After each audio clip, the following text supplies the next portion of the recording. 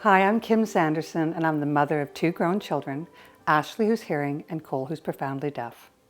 25 years ago, my husband and I found ourselves at BC Children's Hospital, and our little baby boy had just been identified as being deaf. I had never met a deaf person. We knew nothing about it. We had a lot of questions, a lot of worries, and we had to make decisions really fast. You might find yourself in a similar situation right now. It would have been great to be able to sit down with some experts in the field. So what we're about to do is introduce you to a number of young, deaf and hard of hearing individuals. They come from different cultures, different backgrounds, use different modes of communications, and some have additional needs as well. But one thing that they all share in common is that they are experts in being raised deaf and hard of hearing, and that they're delighted to share their stories with you.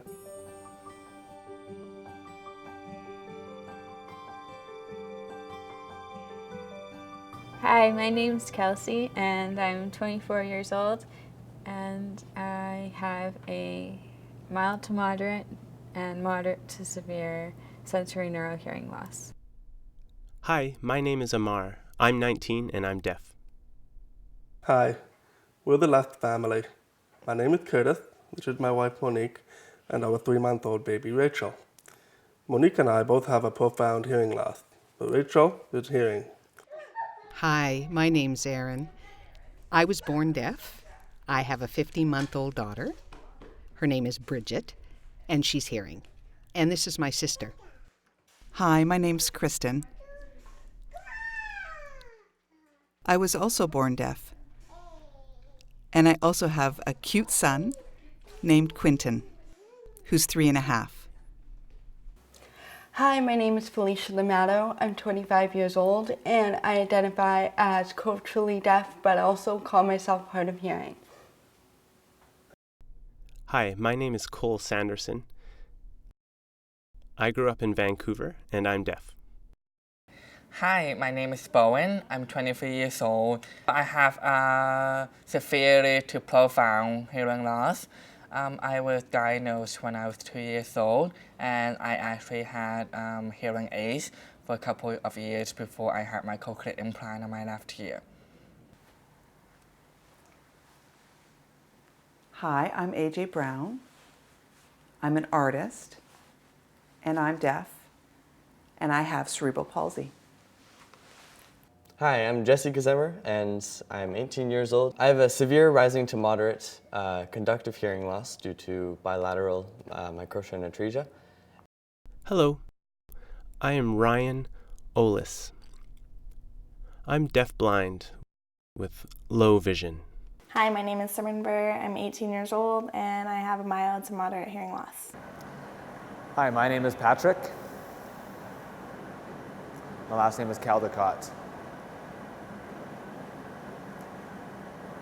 And I'm 25 years old, and I'm deaf. Hi, my name is Rosalind Hall. I'm 25 years old, and I can be described as hard of hearing or as deaf.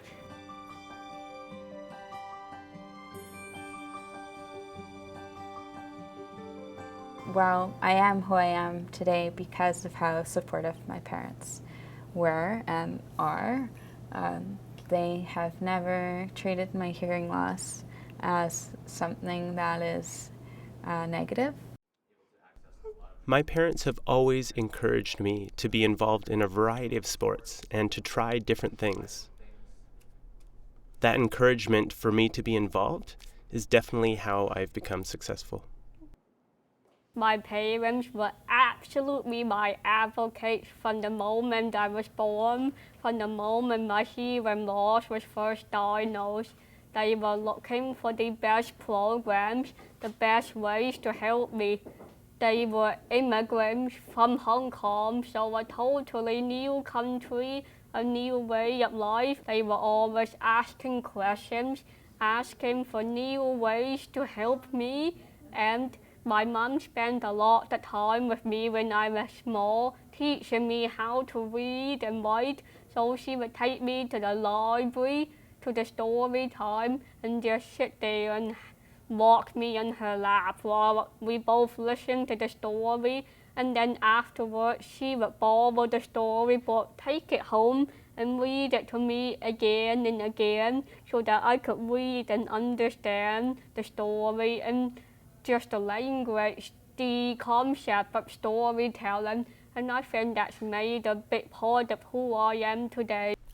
I think that parents need to know that they know their own child best. There'll be so many people telling you which direction to go. Do this. That's the wrong way. This is the right way. My parents have told us so many times their story about people telling them what to do, and they had to make decisions for themselves, and they hoped they'd made the right decisions for us, and I applaud them. Thank you. You made the right decision. You know your child best. And just love your child. I have never heard my parents tell me that I can't. They've always supported me and told me that I could do whatever it is that I wanted to do. It's a great feeling, keeping that positive mindset. Anytime I felt like I couldn't, I would remember that confidence that they gave me, that I was very capable to do whatever it is I wanted to do for my future.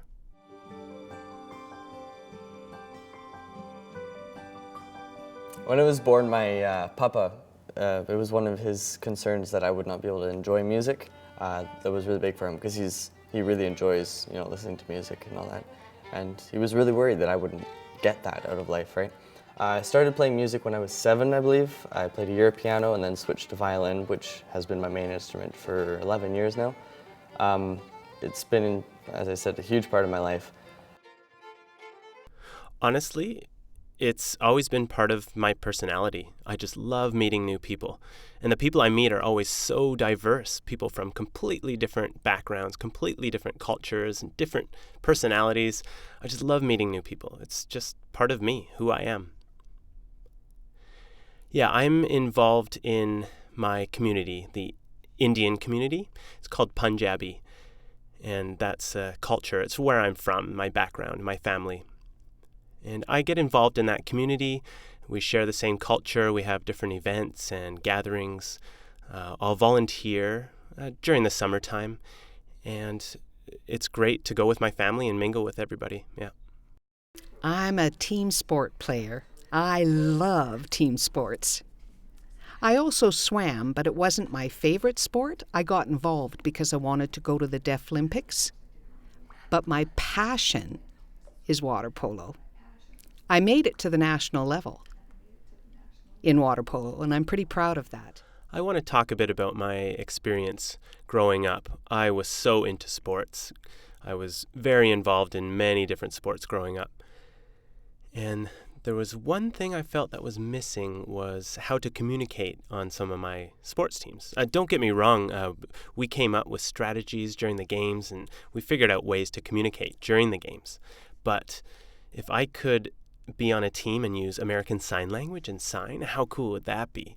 And so I asked my parents about it, and so they helped me establish the White Sox baseball team. And I got together with a group of local deaf friends, and we started playing, and we had such a great time. The first year, we lost pretty much all our games. A lot of my friends hadn't been involved in sports as much as I had growing up. But the second year, we started winning more. And then the third year, we actually came third in the White Rock League. Oh, it was great. We had such a good time. I've been passionate about a lot of things. I mean, the main thing I think for me is sports. Like, my whole life has evolved around sports and school. But I think another big part of my life is obviously my family. Like, they play a huge role in my everyday life, so I think that's a big thing. I play at Douglas College, the collegiate team, which is huge for me. I don't really know many other, especially South Asian girls that play college basketball, so it's a good way to represent us, so that's a good thing. Even with my hearing loss, it doesn't change anything. I'm passionate about reading. I still am. I just love to read, always have. Reading for me is like my escape into different worlds and different ideas. I just find it so fun. I just love to read. A very big passion of mine is the arts, and I really enjoy painting. This is one of my paintings behind here. I have dreams of having an art studio and painting and having a house with a studio behind and having children and a husband, so we'll see when that gets there.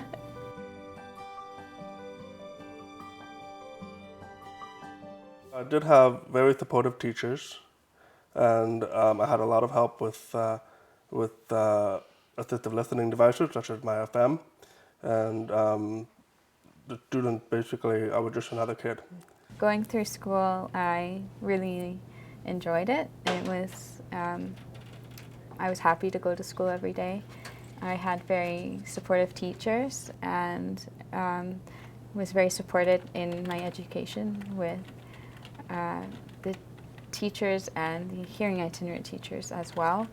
I was in the deaf education program, and I had deaf classmates, and we could communicate with each other really well. We could really get into things. We had mutual understanding. I could really feel what the other person was feeling, and with different backgrounds and different cultures, we could share all that with each other. It was also great to have deaf teachers that were signing all the material, and I felt like I was on par with them, and I had that connection. So in grade 9, I decided to move from my deaf school to the public high school. It was a lot closer, and they had a great volleyball program. So I made that decision to transfer over. It was an integrated class. I was the only deaf student in entire school of hearing people, and I made a bunch of hearing friends, and I happened to meet my girlfriend, actually. She's here today. Come on over. Well, I guess he came to my high school, and I'd never really met a deaf person before, and I thought, oh, cool, sign. It's a different language. And he had a good vibe about him.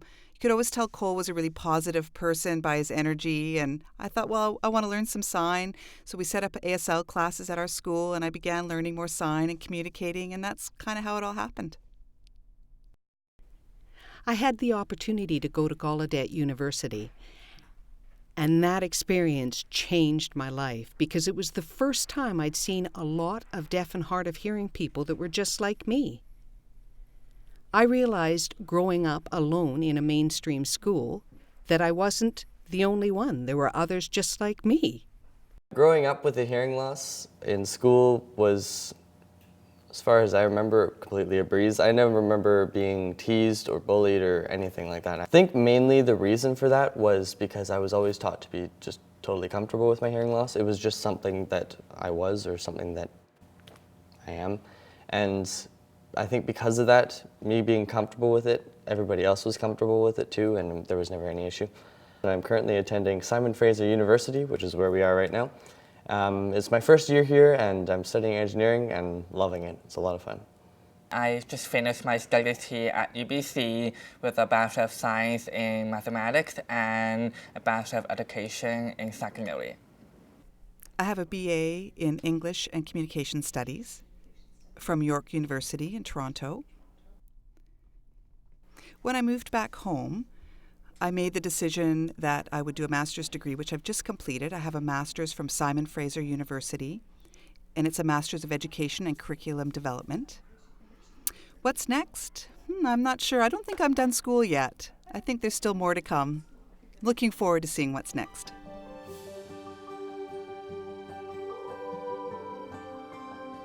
Thankfully, because I grew up in a time of technology, I had access to closed captioning on TV. I was able to engage in the social media, and I was able to communicate with friends through text messages. There's a lot of technologies that I use throughout my life. I'll give you some examples. One is text messaging. I'll use that to communicate with other people if there's an emergency that comes up or something. Also instant messaging with a lot of my hearing friends just over the computer. We can message each other that way. Also at my home where I live, the doorbell has a flashing light, which is awesome. I can see whenever someone's at the door. There's also the fire alarm. There's a strobe light attached to that. And for sleeping, I have an alarm clock. I don't hear an alarm clock, of course, so I have a vibration device that vibrates for me to get up, and it's great to have that technology. I use hearing aids. I only have one hearing aid, so I use that on my left ear. I use closed captioning and subtitles for movies and TV shows. I use sign language interpreters when I can, and they have these devices now for your hearing aid that plugs into your computer, and you can hear the sound directly to your hearing aid. I use 2 hearing aids, and I have used them my whole life since I was 3. I also, in school, from preschool till now, use an FM system, and that is basically a microphone that amplifies the teacher's voice and allows me to hear them clearly. At school, I use hearing aids. I also have an FM system that the teachers wear, so I mean, wearing both helps a lot.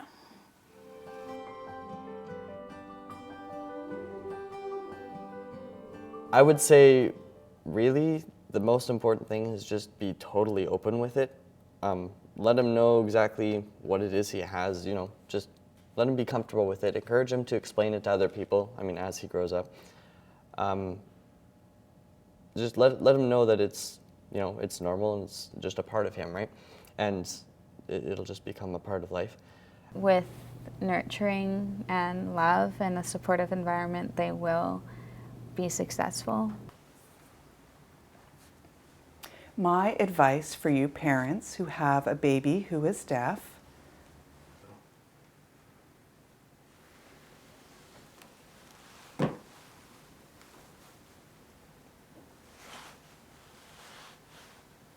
you know each child you have as an individual, and each will be just fine.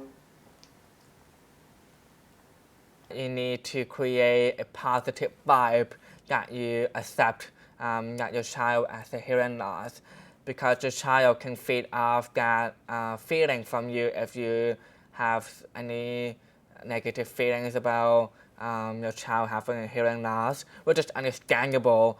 But the most important thing is to enjoy every moment with your child. Let them be who they are. Encourage them to develop and succeed. Encourage them to get involved in different sports and to try different things. I would say, at the end of the day, just love your child. Don't focus on one thing about them, just focus on your child and letting them be a child. Not that they're a deaf child, but that they're just a child. Go out and enjoy each other, have fun, play, expose your child to different things, visit different places. Show them new things. Just have fun and enjoy it. They grow up so fast. You just want to take those opportunities and really cherish them. And value what makes your child who they are. I've gone to several different deaf international events. I've been to the Deaf Olympics and the World Championships, and I've met so many deaf people who have been very successful in their own lives. I've met deaf doctors, people with their PhD, lawyers, business owners, millionaires even. So many different people, and I've been so impressed. Really, it's important to remember that a deaf person can succeed.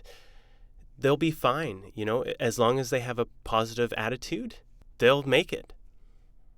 The most important, essential, urgent thing is to establish some sort of language communication with their child, be it sign language, spoken language, braille, what have you. The most important thing is to set up some communication so that they can start getting an overview concepts of the world, and so that they can start to express their own ideas. And then who knows where they can go, it's up to them. Yeah, kids shouldn't have limitations, you know, if their parents find out they're deaf. They're just like a hearing kid. They can do everything the same in the hearing world. It's also very empowering to see so many successful people out there who have hearing loss. It doesn't affect what you can do in this life.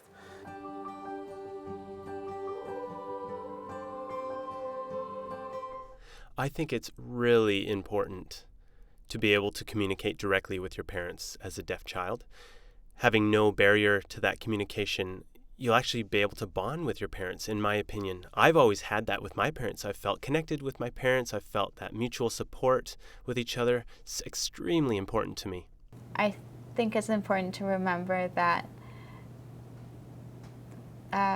while you may feel a sense of loss, your child doesn't feel a sense of loss. They will not be limited just by the fact that they can't hear, but only by their own imagination and by your, the parent, support of what they can and want to do. If I really believe that I can do something, then that would be my greatest disability, because having a hearing loss really isn't. I think you'll all agree you've just met some deaf and hard of hearing experts. What strikes me the most when I look at those videos is that each of these young people have been raised quite differently. They use different modes of communication, have different family experiences, and have had different educational settings, but they've all arrived at a place that they're quite comfortable in and proud of. You know, 25 years ago, I did not think this was going to be my journey ahead. But looking back, I would not trade it for the world. And I mean it when I say it's going to be okay. In fact, it just could be quite amazing.